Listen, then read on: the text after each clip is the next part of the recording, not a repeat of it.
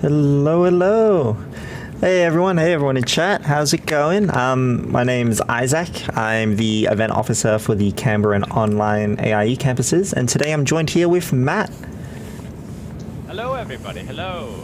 My name's Matt. I am the National Event Officer Team Leader here, so I look after all the event officers, and welcome to 2023 everyone. Yeah, gosh, a lot of big stuff this year. I'm super keen to get into it. Is there anything you're specifically keen on, looking forward to for this?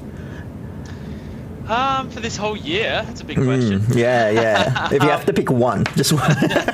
Just one thing for the entire 2023. Oh god. A bit of a soul read.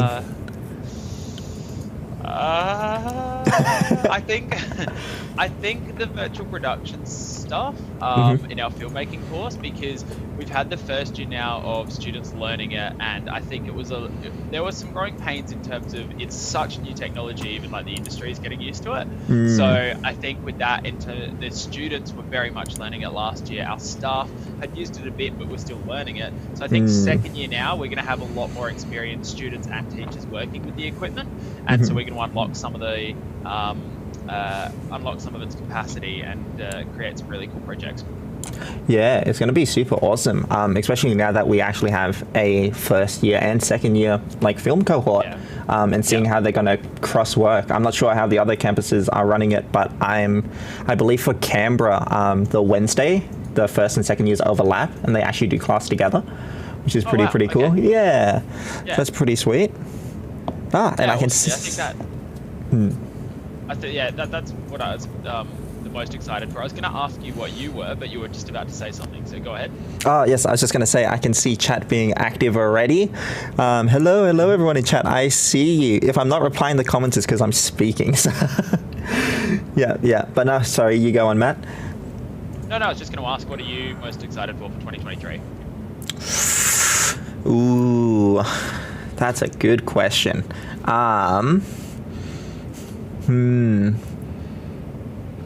Probably the major productions we're going to get out of it. I know for the Canberra cohort, the VFX cohort did some really cool first year production stuff, like super awesome, and I'm really keen to see what they do in second year, and I think that's just a common theme across all of the fields, to be honest, at the moment. So I'm really keen to see the accumulation of everyone's work throughout the year and what it looks like. Yeah, we had some pretty awesome projects from last year. I remember here at the Adelaide campus, I went around and played all of the games, I think, from major projects at Graduate Showcase. The quality had definitely jumped up and was really fantastic last year. So everyone from last year's cohort, give yourself a huge pat on the back. And I also played a lot of like the Melbourne games, Sydney games, Canberra online games. And to be honest, the quality over the whole entire AIE was fantastic, so well done. Yeah, and not only that, I believe we got a really good mix of games as well. Canberra, we had a mix of Unity and Unreal Engine being used. I think Alyssa before was saying there was mobile games over at the Adelaide campus. Was that correct? Yeah. So we had mobile games in the Sydney campus and the Adelaide campus. I can't remember if we had one in the Melbourne campus. I apologise, Melbourne. But the mobile games are awesome. Yeah, they were really good. Yeah, right. Oh, that's so cool. Sweet. Well, I guess since we're talking about it so much, I might transition us into a little showcase video of the second year major productions. So we'll see you guys shortly.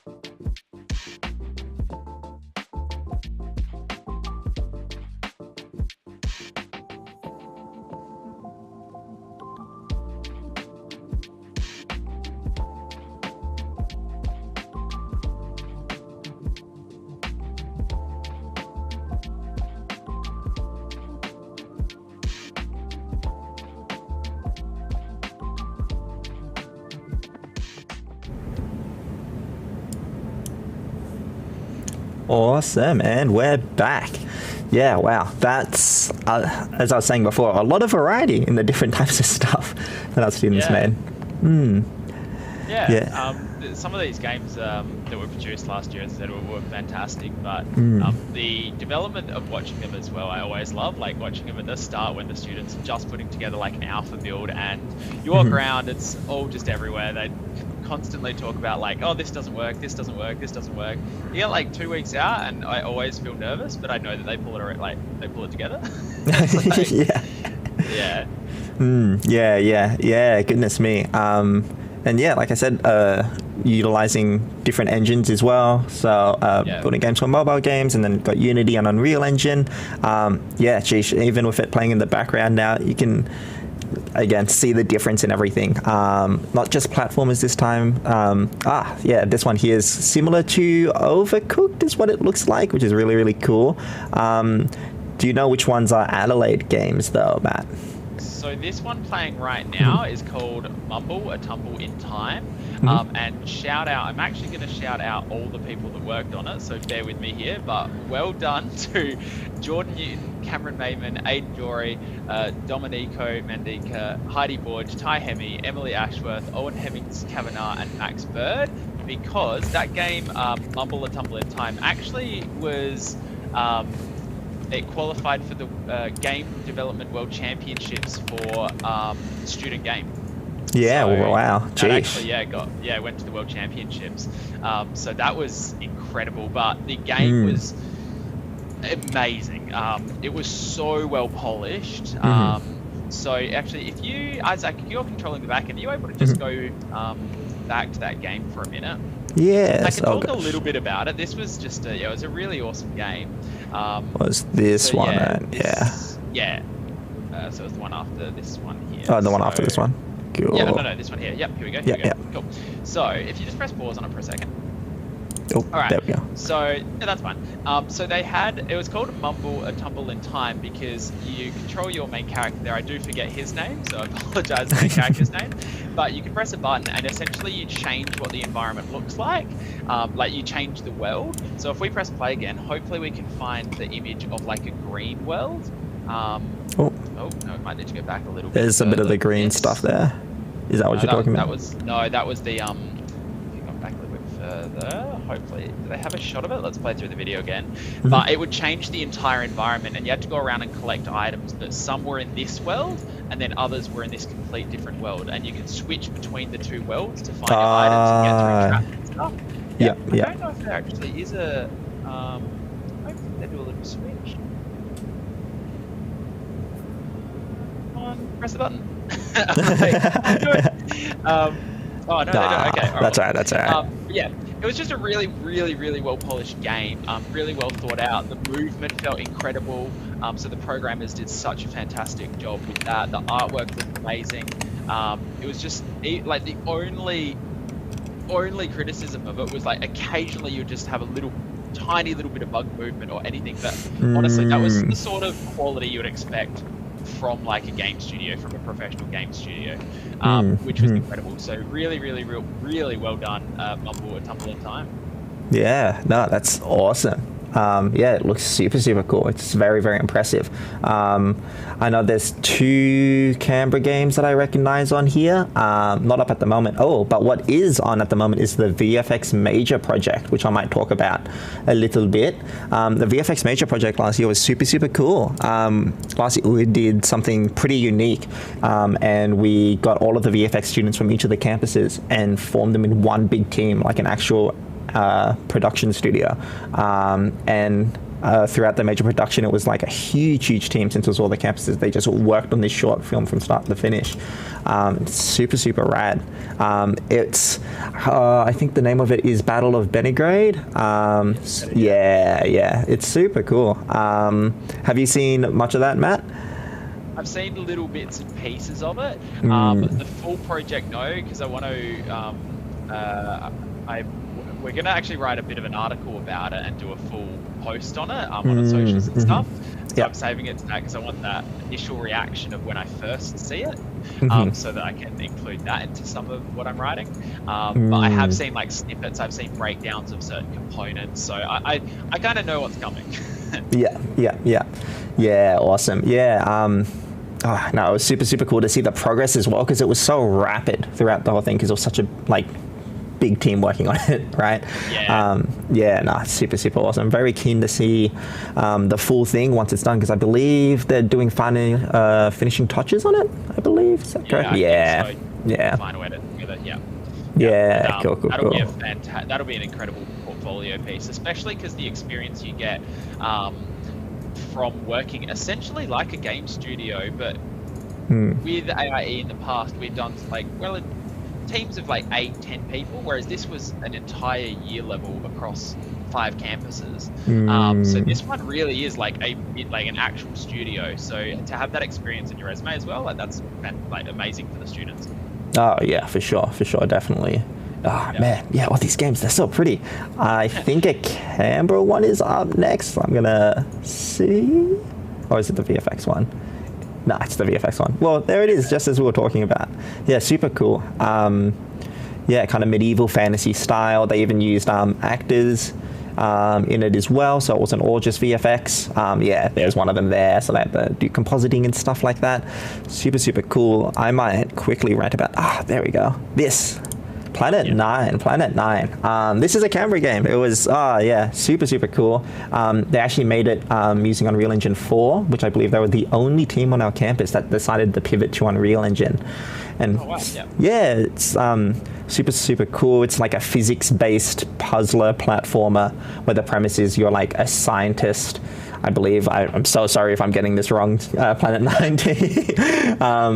But you're like a scientist stranded on this foreign planet thing, going through a facility, and there's this toxin, this smoke, that is photosensitive.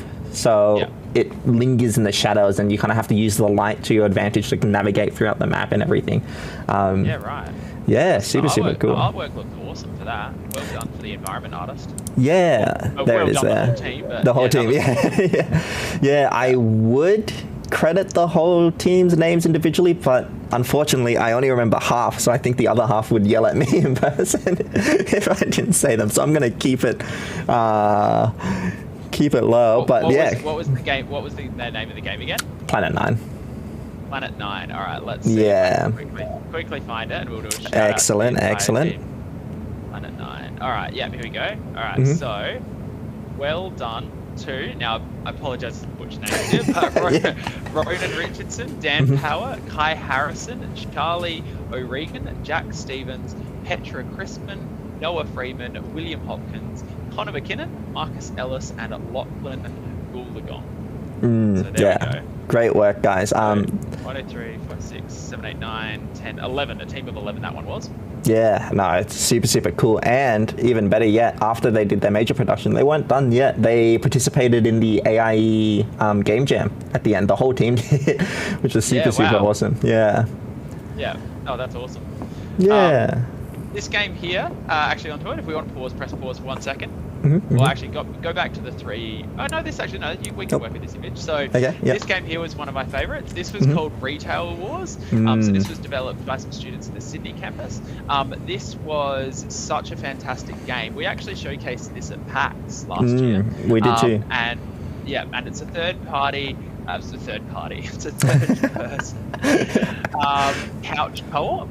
And it was so much fun. So the idea of the game is you are a shop assistant or a cashier, I believe, and you have customers coming in through the main grocery door, and you need to essentially, they want to buy an item, there will be a pop-up on their head saying what item that they want.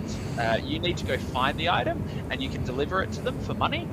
Now, where they took a spin on the game, and I love this idea, you can press play on the video and play it through a couple of times of this game, but you could decide to try and earn as much money as possible, or you could try to throw items at the other player, or at customers, and if it's the wrong item, you would knock out the customer. So stopping, essentially preventing your competitors from gaining money. So you had to weigh up whether you wanted to go more the chaotic route or whether you wanted to go down the I'm going to just try and make money route. And as a co-op, it was so much fun, like competing against your friends. And that was a really great game of hacks to display. But once again, it was just so well polished.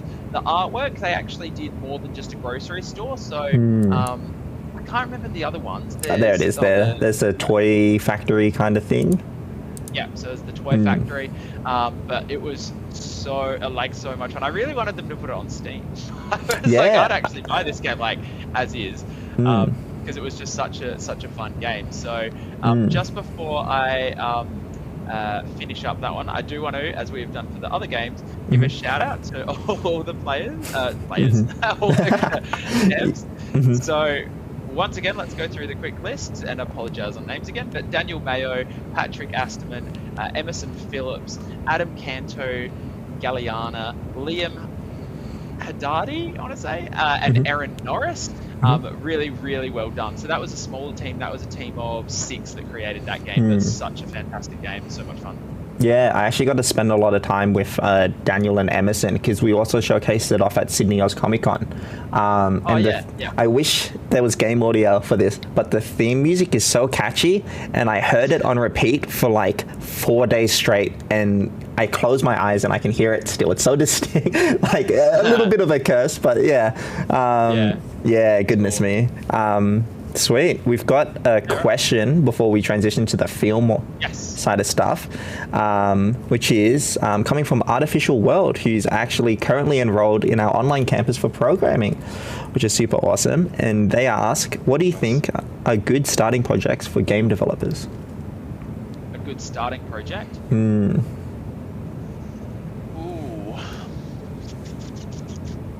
Good starting project. Do you have an answer for that one? I need to think about that for a second.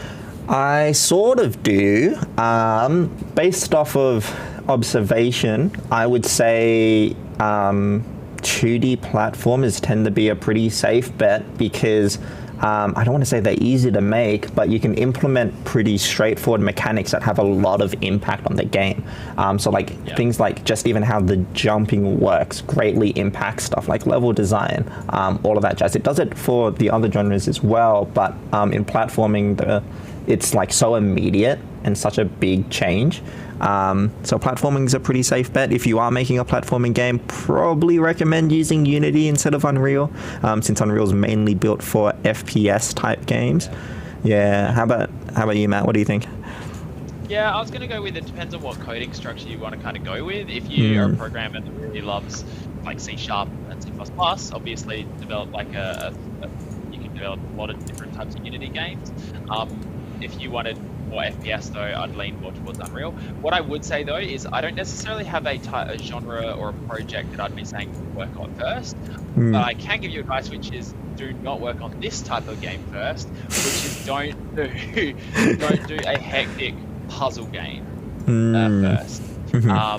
I've seen students learn that the hard way because puzzle games for programmers are actually quite difficult. So we had a game jam competition last year and one team chose a puzzle game, a tile-based roguelike. And it was essentially you had X amount of power and you needed to power Y amount of buildings and also reach the final point. And they got the project done. It was actually a really fantastic achievement, but they definitely said, they were like, we were warned many a time not to do puzzle games. And we did a puzzle game and they're like, now we're feeling the wrath of our decision. So unless you love staying up all night fixing bugs or trying to solve issues, I'd stay away from a puzzle game as your first big project. Yeah, that makes sense. Awesome. Sweet. Well, I think now that we've talked about games and VFX, we might bring up the filmmaking show reel. So we'll be back in a moment, chat, but here it is.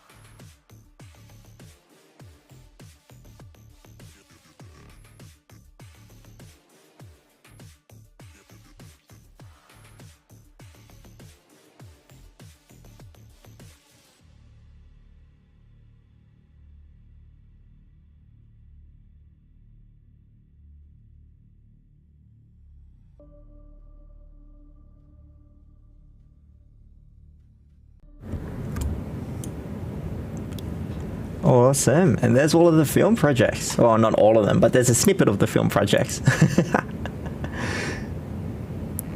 Oh, I think you are muted, Matt. I'll check if that's on my end. No, that's on my end. Okay, good. Yeah, apologies. Yeah, I said there's definitely not all of them. We created a lot of films last year, a lot.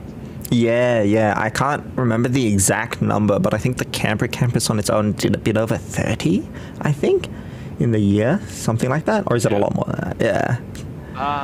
No, that probably sounds about right. I think Adelaide, we just put them all onto one area right now today, and we've got docos. We had 7 docos, 7 dramas, 7 frontiers, and 6, 8, 9, 10, 11, 12, 13, 14, 15 or 16 open round ones, and then there are also personal projects, and then there was also film jam projects. So oh my goodness, yeah, probably about 50. Like damn. 40, I don't know, somewhere around there maybe. Yeah, okay, Canberra must be the same as well, and I'm just completely misremembering the number, unfortunately. But yeah, it's so many films, and similar to the games, but this time just do the sheer number. There's so many different types of content being created. Even just as you're rattling off the list, you said documentaries, the open rounds and frontier and stuff.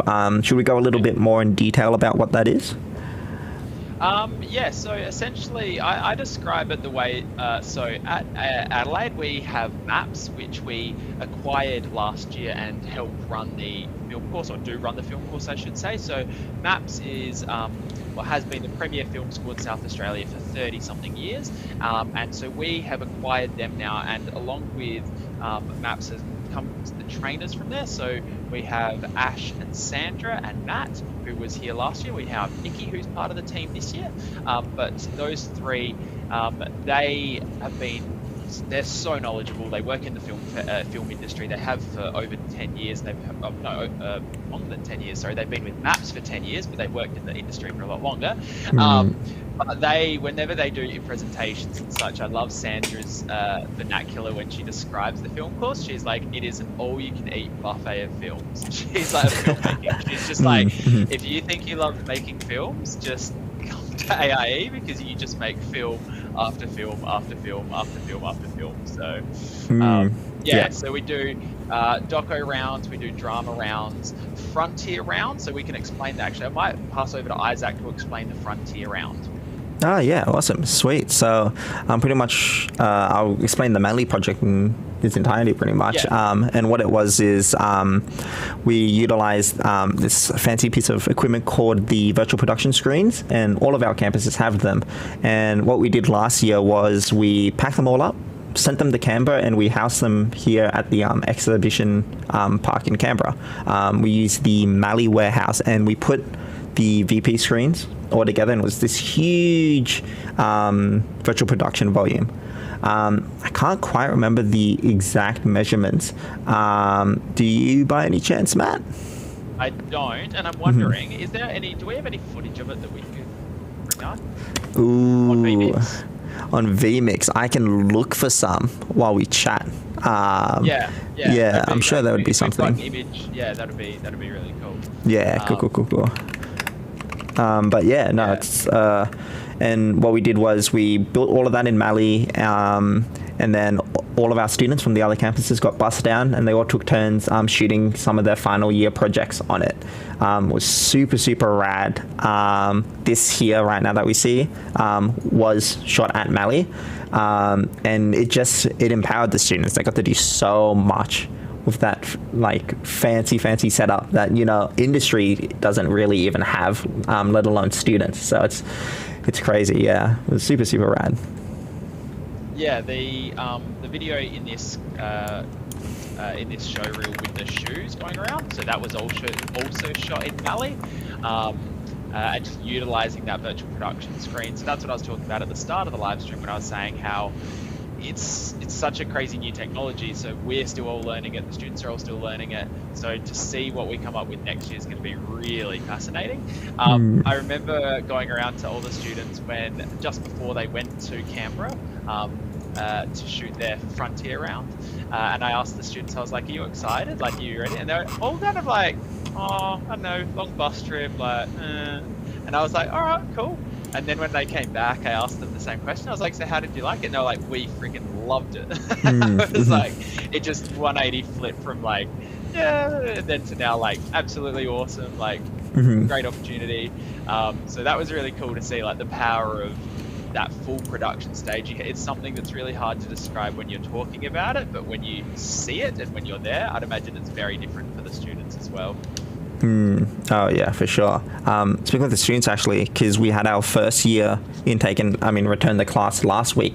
I actually was chatting to some of the first year filmmaking students on their last day of the week, which was the Friday, and I was like, yeah, how's it going, you guys? How are you finding it, everything? And they were so happy and excited because at the end of the first week, they'd already shot something. So it was like day 2 and they were already handed equipment, or it was probably even on the first day, to be honest. They were just handed equipment straight away, taught how to use it, and then by the end of the week, they've all shot something. Yeah. So this video actually playing now was a short doco about waste. And it was shot from the Australian group here. I do apologise also with filmmaking. I need to say this. I normally would do a shout out of the teams, but with filmmaking, there are so, like, I'd have to shout out the entire class almost for all these projects. But we will definitely post in the comments and credit people for these filmmaking projects because they are fantastic. That was shot at the start of the year, that little doco about the waste. And I remember speaking to one of the team members toward the end of the year, and I was like, oh, your project was awesome. And he was just like, no, he's like, after learning the skills that I've learned now, he's like, I can't watch that because I see all the imperfections. I was like, that's like, it's a double-edged sword. Like, it's fantastic because it means that you've learned so much, but it's also like, but you don't get to enjoy any of your projects. And he's like, yeah. But I guess that's just what a true artist is. Like, they just always look at how they can improve and how they can get better. More confidence. I'd safely say, if you're an artist watching this live stream, please, more confidence. Confidence is good. Your work is generally amazing. Yeah, exactly. I've actually got a question from Coco Nugent. He said that was very epic. What are requirements to study film? Good question. So, this year we've released another course in film in terms of for the younger age, or for the students or prospective students who aren't familiar and not ready quite to do a career course. So we've got 2 different styles you can study film. We are now offering a Certificate 3 in visual arts. So the Certificate 3 can be done if you're aged 15 and up, and is a really good introductory course. So if you've never touched filmmaking before, you're not quite sure whether you want to do it for a career, but you want to learn some really good fundamental skills, you should look at the Certificate 3 in visual arts. No prerequisites for that, no prior knowledge. If you've never touched a camera before, that's fine.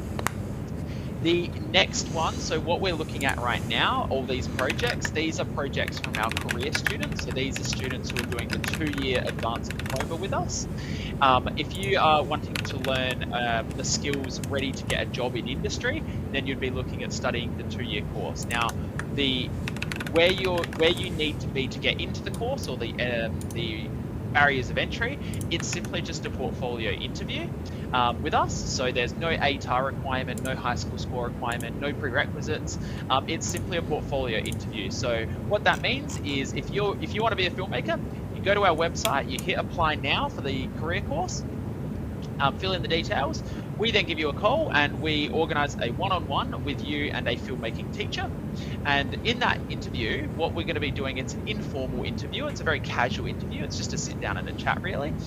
We're just going to be asking you questions about your interest in filmmaking. So why are you interested in filmmaking? Have you had an experience with it? What would you love to work at in the future? What skills would you like to gain from the course? Have you worked in teams before? Just really standard questions. At the end of that interview, we'll then also ask you to showcase your portfolio. So that is a small collection of work that is relative to that course that you've applied for. So in filmmaking, what we'd be looking for in a portfolio is probably 2-3 little tiny short films you've made.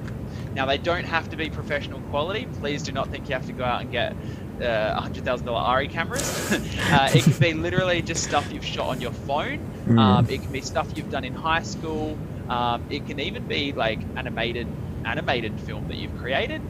Just some sort of essentially storytelling. We want to see, are you interested in storytelling? Because that's what filmmaking is really about. There's editing software you can download for free, like DaVinci Resolve, and you can just have a bit of a play around with editing some stuff. If you've written any scripts are good, so script writing. If you've done storyboards can be used in the portfolio too. But that's really essentially 2 to 3, even up to 4 or 5 pieces of that is amazing. The last thing I'll say on the portfolio or how you get into the course or what you need for the course is if you have no real projects that you've created and you're stuck on an idea, you're like, well, what do I create? Like, I don't have actresses with me. Sandra, one of the teachers here at AIE Adelaide, she used to tell us of a great story where this young lady came in and applied for the course, and she didn't have a portfolio. She wasn't sure what she wanted to wasn't sure what to shoot as her portfolio piece, and so she did a video and recorded herself, and she knew that she was a highly organized person, and so she shot a video of herself just taking through her computer, taking the viewer through her computer and showing them how organized she was. It was like, here are all these files, here are the dates, like here's this, I do this because X, Y, and Z.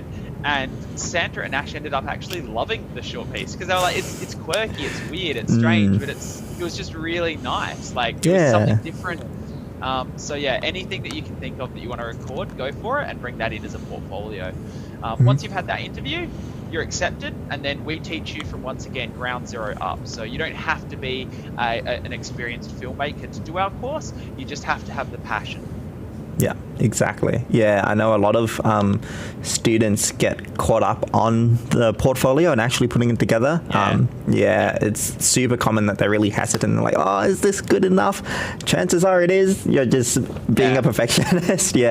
Confidence. Yeah, exactly. Yeah, where our courses are designed to teach you from the ground up, as Matt said. Yeah. So as he said, we're not expecting, directors to be coming to learn through AIE or anything like that.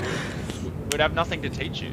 If you're already a professional filmmaker, so yeah, you'd probably be one of the AIE teachers.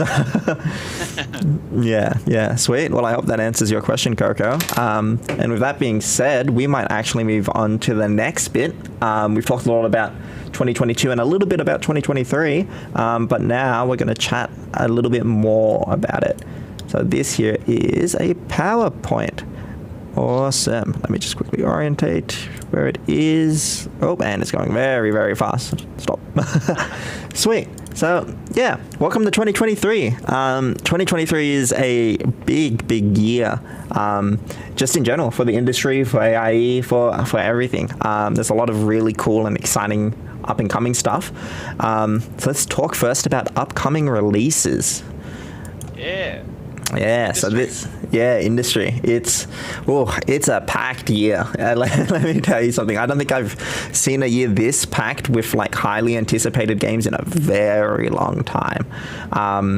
You've got Hogwarts Legacy that just came out, and then you've got, the Breath of the Wild sequel, Atomic Heart, Armored Core that From Software announced at the Game Awards is coming out this year. Hollow Knight, that's an Australian studio. The sequel for that's finally coming out. Hades 2, there's so much. I remember you go, sorry. We've actually got a few alumni that worked on most of these games, including the Hollow Knight, so yeah.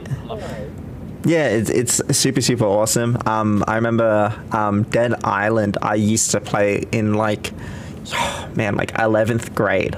I'm 25 now. Oh my gosh, that just dated myself there.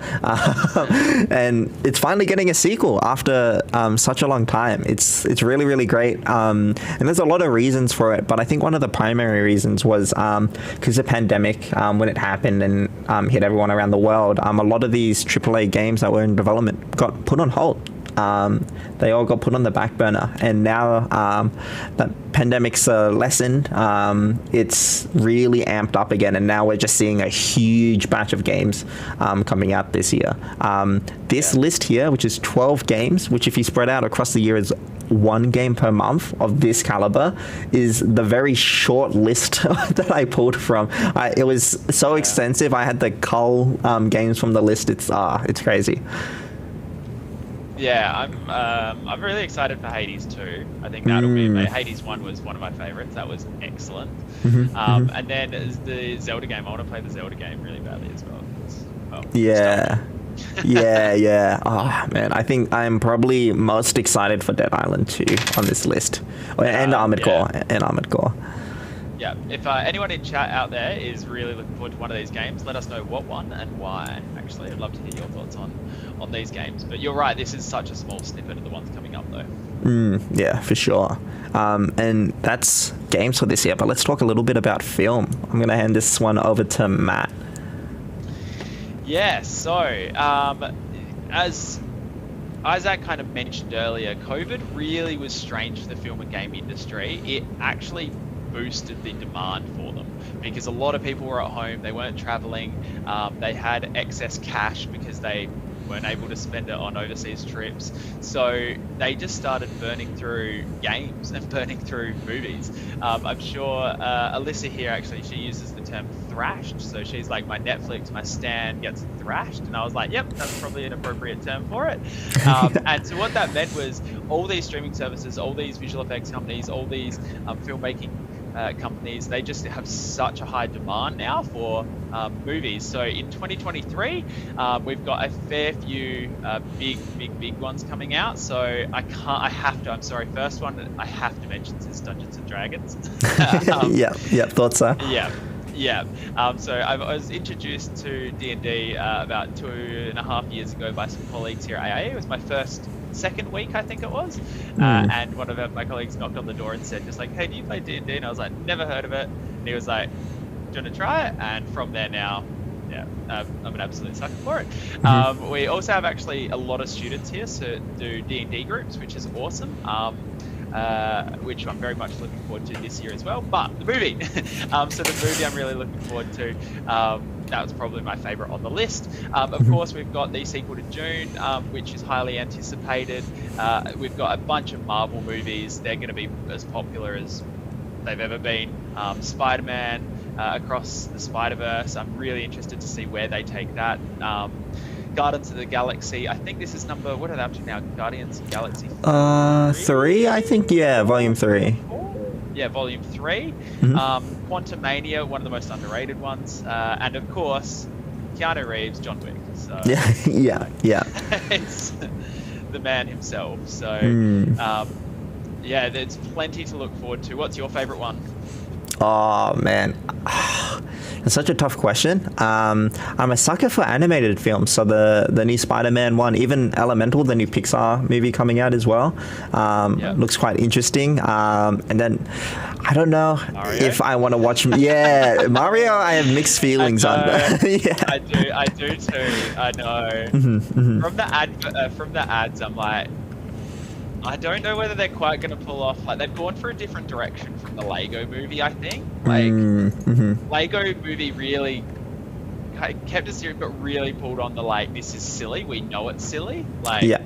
Whereas Mario, I don't know whether they've tried to be like, no, we want this to be, like, for it to feel like you're actually in the world and they're a character, like, a bit more serious. And I don't know. I'm hesitant. Yeah, we'll have to see when it comes out. But yeah, fingers crossed. We are on quite a roll for good game adaptations into like movies and TV series and stuff, like The Last of Us. There was the game movies like Sonic and stuff were really good. Yeah, so fingers crossed. Is that the bottom left one as well? That's Indiana Jones. That is Indiana Jones, yeah. Do you want to, I'm going to get absolutely killed in chat here. I've never watched a single Indiana Jones in my life. Oh, bro. Oh. I'm sorry, chat. I'm just like, sorry. I could probably add that to the list now, so I should probably go back and watch all of them. Yeah, you just got a lot to catch up on. Yeah. I don't know how I got through life. I've seen a lot of movies, but the Indiana Jones is just one that I never. Yeah. Yeah, no, that's fair enough. This year, and then of course Fast 10 with Vin Diesel. Of course, yeah. So.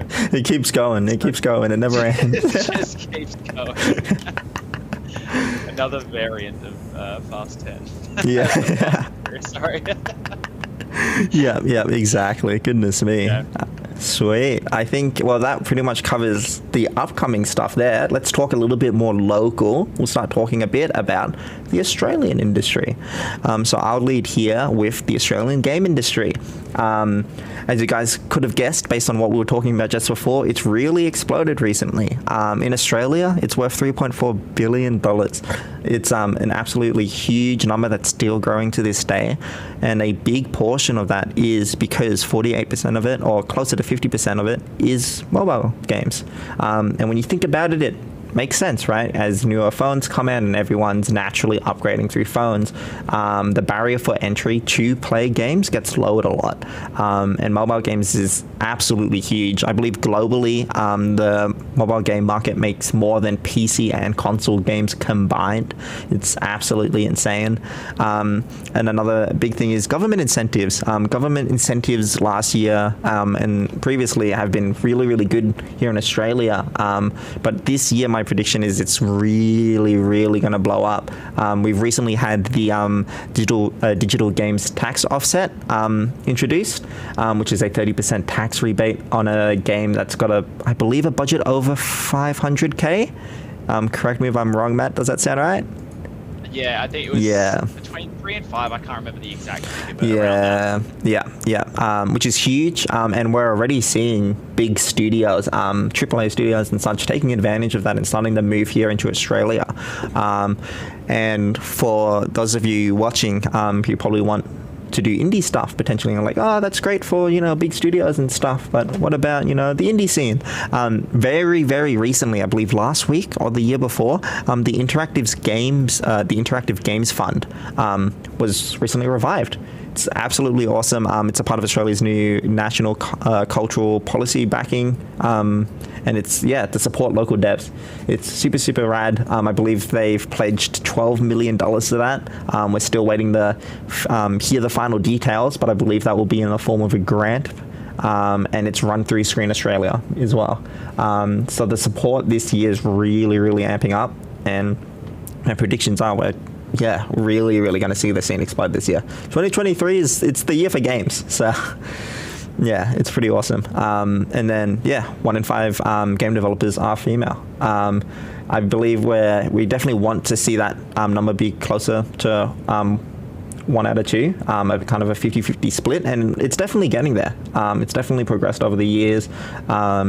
Stuff like game art, for example, is predominantly females as well at the moment. I believe my current cohort here in Canberra is 60-70% females for game art, which is awesome. It's great to see. Games is really becoming this great inclusive space for everyone. Did you have any passing thoughts or anything before I hand it over to films? Yeah, no, so IGEA, they're the fantastic organisation that keep statistics, research, help build the industry, the games industry in Australia.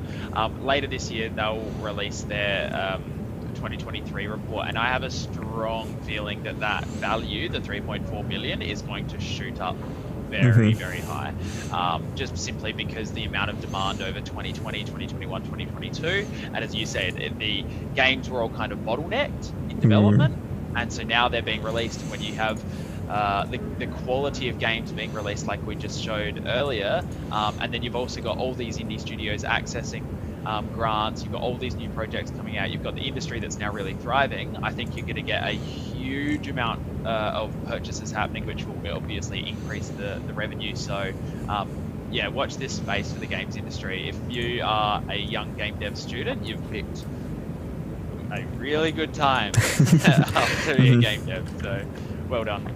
Yeah, that's awesome. Sweet. I am going to flip it over to the film industry. You want to take this one away, Matt? Yes, so the film industry this year, and just looking forwards, is on absolutely healthy as can be. So we have a lot of a lot of projects being made here in Australia that are Hollywood movies that we work on, and it's becoming more and more common. Not just Hollywood movies, but the quality of Australian films as well is actually rising and rising and rising, and the quality is getting incredible now. Once again, in Australia, we demand a lot of Netflix series, and the consumer market over the last 2, 3, 4 years has actually been really, in Australia, the consumers are wanting more and more and more Australian-made films and Australian-made TV series. So at the moment, film is deemed a high needs area, especially if you're in the East Coast. Sorry if I am talking to anyone in Perth right now. The West Coast really don't seem to care. But the good news is we don't have a campus in Perth. So Sydney, Canberra, Melbourne, the film industry really needs a lot more staff in it. So once again, really exciting industry to grow into. But looking at these statistics, it's worth over $4 billion. I have once again a feeling that that's going to jump up quite high over the next year or two once reports are assessed and divvied out. 360 plus film animation and visual effects studio, we're expecting that to go up. Employs 25,000 people, we're going to expect that to go up. And similarly with the games development rebate or digital tax offset, the film industry has had a few different grants and a few different tax offsets from the government. Theirs was actually released in 2008 and has done enormous amounts of work drawing in international filmmaking companies to set up here in Australia, especially visual effects ones. So that since 2008 has grown the industry quite rapidly, and so we're still feeling the benefits of that. So once again, just kind of reiterating that we've got a lot of growth left in us, but for those that are getting into the film industry, very exciting. Isaac just mentioned to me earlier today that DNEG are just released, or so just starting a studio, I believe you said in Sydney? Yeah, that's right. Yeah. In Sydney. And they've worked on Hollywood movies left, right, and center. They worked on a lot of the Marvel movies. They worked on like the Blade Runner. They worked on like a lot of the Fast and Furious movies. What else have they done? They've done so much, yeah. Just go to their webpage. It's insane. Yeah. But we're seeing more and more of that happen. So more studios hiring, setting up here, accessing those grants, accessing those tax offsets that they can't in America or they can't in Europe. So it's just meaning that the graduates from our country are getting hired, which is fantastic. Yeah, no, it's awesome. 2023 is really the year to watch.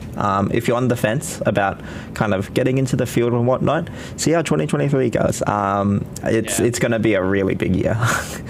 It's really, really awesome. And then moving on from that, let's talk a little bit about AIE. Where do we fit in all of this for 2023? We've got a lot of really, really cool stuff coming up this year. We were talking earlier before about the Mali project for filmmaking and everything. I got told today that is 100% confirmed to happen again this year, which is fantastic. Looking to do it sometime in June or July, I believe, which is really, really exciting. So a little bit earlier than it was last time, which will be rad. And as I mentioned before, we actually have first and second year cohorts for filmmaking as well. So seeing how both the years the cohort groups will actually utilize the Mali screen and everything like that would be really, really exciting to watch. Is there any disciplines you're particularly keeping an eye on, Matt? Just programming, I just always mention to people, like, it's such a highly demanded area. I know here at the Adelaide campus, I asked our head of school when was it, about in January, when we first came back onto campus, and I asked her, I was like, hey, do you know out of the programming students, how many have found employment from last year's graduating cohort? She said all but 2. And she was like, but the 2 is not confirmed in terms of hired, but I just haven't spoken to them. So like, they're just getting snapped up so quickly. And so this year I really want to help grow our game programming cohort. I want to grow all of our cohorts, but game programming is one that is just, it's such high demand, and for the industry to grow, we really need more programmers. And so that's probably my area of interest. However, in saying that, 3D animation and visual effects is incredible. seeing 19, 20-year-olds graduate and go work on Hollywood movies, doing compositing, lighting, modeling, texturing, animating, all sorts of different projects on Hollywood movies at the age of 19, 20, 20 I never thought that was even possible. And then, of course, we've got designers, producers, artists in games. So look very much forward to them and their projects as well. Yeah, no, it's awesome. The demand during industry showcase last year was really quite insane, actually. Yeah, and programming came up a lot. As you said, there's such a need for them, and there's not that many people that are qualified, so our students get snapped up super quick for that. And then as well as, like, as you said, 3D animation and VFX is such a huge one as well. I mean, they're all really big in their own respects, but 3D animation and VFX has gotten to the point where there's such a demand for stuff like compositors and stuff, they just get snapped up instantly. I believe I was talking to William Minter before it. He works at Upsurge, and we've actually interviewed him on a live stream before, and he was saying that the demand for VFX talent in Australia is getting so high that big companies are actually flying people over from overseas and housing them in Australia to get them to work here. It's so crazy. Wow. I'm not sure if we touched a bit about it, the whole 24-hour work cycle as well, for how that was a reason, a partial reason for why the whole scene is exploding here in Australia, which essentially is studios in, say, America and Europe. They're really incentivized to outsource work here in Australia, and that's purely because of time zones. Because when you think about it, everyone in America, they do their normal 9 to 5, they clock off for the day, they head to sleep, and then because of time zones, that's when everyone in Australia is waking up, and then they continue work on that project. So it creates this 24-hour cycle where there's always people working on a project, and essentially you've got double efficiency, right? And it's been a huge thing empowering the Australian game industry, the film industry, and part of the reason why this all these really big blockbuster stuff being pumped out at a pretty decent rate. Yeah. All about efficiency. Yeah, exactly. Yeah, sweet. I'm super keen to see what our students get up to this year. For everyone watching in chat, this year I'll be really amping up streams quite a lot. I'll be doing staff spotlights as well as talking to students and stuff like that. So if you guys are interested to see how 2023 will play out, specifically from AIE's perspective and our footprint here in Australia, definitely tune in for more. It'll be a really good time. I think that pretty much wraps us up. Is there any parting thoughts or anything you'd like to add before we go through the website potentially? I just wanted to say, if someone out there, if you're a student at AIE or you're not a student at AIE, let us know what you want to see as well. This year, we are all about community. We're all about building the games and film industry, and we're all about listening to each other. So if there's anything that you want to see, let us know, and we're more than happy to have a chat and explore ideas. Yeah, 100%. If you guys want more alumni interviews and industry interviews, let us know. We definitely can organize stuff like that. But 2023, very exciting time. I might quickly take us a bit through the website, if that is all right. Sweet. Here we are. So this is the AIE website. It's just aie.edu.au. And here you can find everything about AIE. If you go to the courses tab and hit all courses here, you can see all of the different streams we teach. This is a really good snapshot page because you can hit introductory courses and see the certificate courses if you're in year 10, 11 or 12, career courses, which is our diplomas for post year 12, and then GDML stuff as well. So if you want to know anything about any of the streams or just the courses we offer at different levels for those streams, this is definitely the page for you. Another really cool one I want to point out is if you go to showcases and go to live streams, you'll get live streams like this one. And here is just really an archive of all of the previous live streams we've done in the past. Really great resource for people that just want to find out more. We've even got tags that sort out the category of the live stream. So if you're interested in programming, just hit this programming button here. And there we go. Filters it to all of the programming live streams. So yeah, it's definitely a really, really good resource that's been built up over however many years now. So definitely utilize it if you guys are in the need of finding out more about anything. And then always feel free to ask us a question. So this Ask Us a Question tab here, ask us anything. Really, myself, Matt, the other event officers, we're here to help, essentially. So if there's any confusion or you just want to know more about AIE or the courses or anything like that, use this page here, flick us a question and we'll get back to you. Yeah, that pretty much is everything I wanted to showcase. If you are interested in applying now, you can hit this big blue button here. The applications at the moment for our February intake are closed now. The classes started last week. So yeah, but definitely if you're interested in cert courses, I believe the first classes for some of the certs just started today for the online and Canberra campus. So there's still an opportunity to sneak in. But yeah, keep an eye on it. It's always better to apply earlier rather than later for stuff in the future. So if you're thinking mid-year intake or, you know, even 2024, get in that application, speak to the admissions team, and they can kind of give you tips and advice throughout your portfolio and stuff and kind of alleviate any concerns you may have. And awesome. I'm going to switch it back to me and Matt, and there we are. Sweet. Anything else? Did I miss anything or any parting thoughts, Matt? No, Isaac, you've done a terrific job. Another cracking live stream from you, so well done. And, Thank you. Thank you. You've covered everything, so. Excellent. Awesome. Yeah, sweet. Well, that's us for the night. As always, thank you all for watching. Thank you everyone in chat for the questions and the engagement.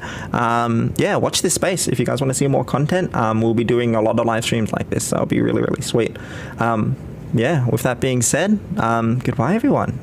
Have a good night. Have a great 2023, and we look forward to seeing you guys another time. Bye.